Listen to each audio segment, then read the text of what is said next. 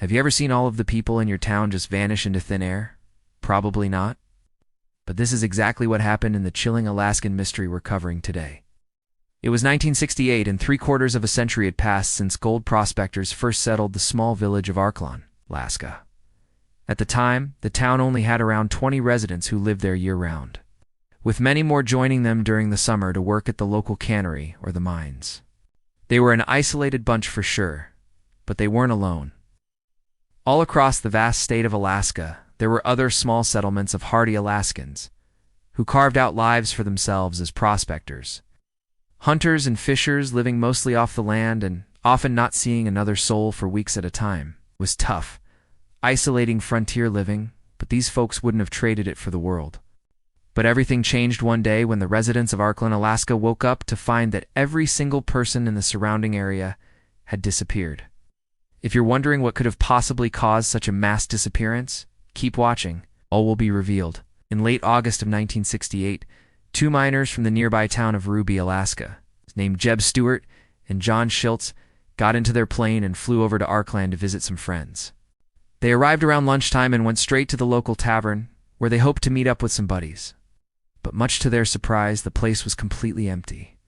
The miners found this odd, but figured that maybe everyone had gone down to the river to do some fishing, so they headed down there too.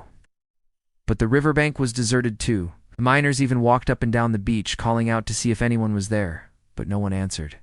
They returned to the tavern, sat down, and ordered themselves a couple of beers. And then the full horror of the situation smacked them right in the face. There was food on the table in front of them, half-eaten sandwiches and glasses of milk on the windowsill. A dog bowl filled with kibble sat in the corner. And outside, a truck was parked beside a house, with its engine still running, its lunch pail sitting on the seat and the front door wide open. It was as though everyone had just dropped everything and left in a hurry. So the miners did what any rational people would do: called the police and told them about the strange events they had just witnessed. But the officers they spoke with didn't seem to take them seriously.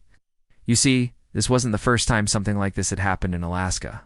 Back in 1948, a prospector named Harry Laughlin had made a similar report after he'd deflown over to the town of Teller, Alaska, and found it completely abandoned. Like Arklon, everything was left exactly as it had been the day before. Food was on the tables, tools were in the workshops, clothes were scattered about as if the townspeople had just run out of their homes in a mad dash. When the police searched the town, they found nothing. They questioned the locals and learned that the same thing had happened there for days earlier. The cops eventually determined that Harry's story was most likely true. But they never did figure out what had caused the town's sudden evacuation. The case of the missing town quickly faded into obscurity and was eventually forgotten about entirely.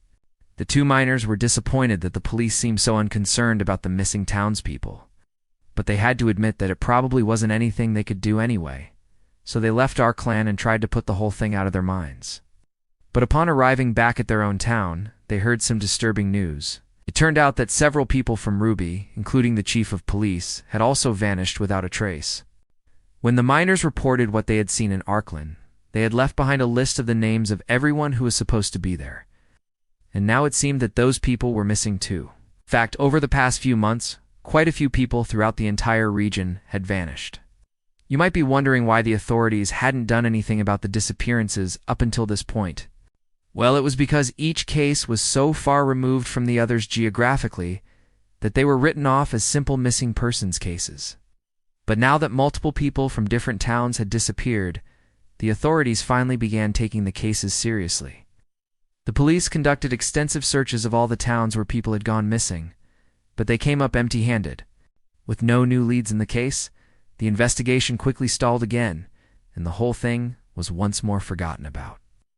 The problem was that this time, unlike in 1948, people weren't just disappearing from small towns. Now, big cities were seeing people go missing too. On December 1968, 8 people vanished from Anchorage, Alaska. And in January of 1969, 6 people from Sitka, 3 men and 3 women, simply ceased to exist.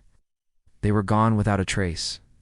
All the while, the Alaskan towns of Arklon, Ruby, and Teller remained abandoned, empty, and eerily silent. What on earth could have caused so many people to leave their homes and never return? Was it a mass migration, an alien invasion, or something else entirely? As the years passed, theories about the disappearances ran rampant. Some believed that the missing people had all joined a cult and moved to a remote location in the wilderness. Others thought that a disease had broken out and killed everyone. Still others claimed that a group of killers had come through and murdered everyone in the towns before dumping their bodies in the rivers or the sea. However, in 2019, almost 50 years after the mysterious events of 1968, we finally got an answer. Researchers were able to analyze some of the food left behind in the deserted towns and discovered traces of a chemical called cytanin. Cytanin is a chemical compound that gives pufferfish their poisonous properties. And scientists believe that the people of Arkland, Alaska, may have accidentally poisoned themselves after mistaking toxic pufferfish for the much tastier Arctic cod. But if that's the case, why did the poison only affect the people in these isolated towns and not the rest of the population? After all, everyone in Alaska eats fish, right? Well, it turns out that prior to the mysterious deaths, there had been an unusually high number of earthquakes in the area. These earthquakes had caused a shift in the tectonic plates, which resulted in an upwelling of deep-sea fish, including pufferfish. That's why the fish was so plentiful in the rivers and on the beaches. People who ate the fish were immediately poisoned and killed. This may explain why there was food on the table in the deserted homes, and why the people didn't have any time to escape the towns. They were simply poisoned to death where they sat. Of course, this theory doesn't explain why everyone in the surrounding areas also disappeared. But scientists believe that those people probably died the same way. They just had more time to get away. Now go watch. All of humanity will die when the sun goes out, or click this other video instead.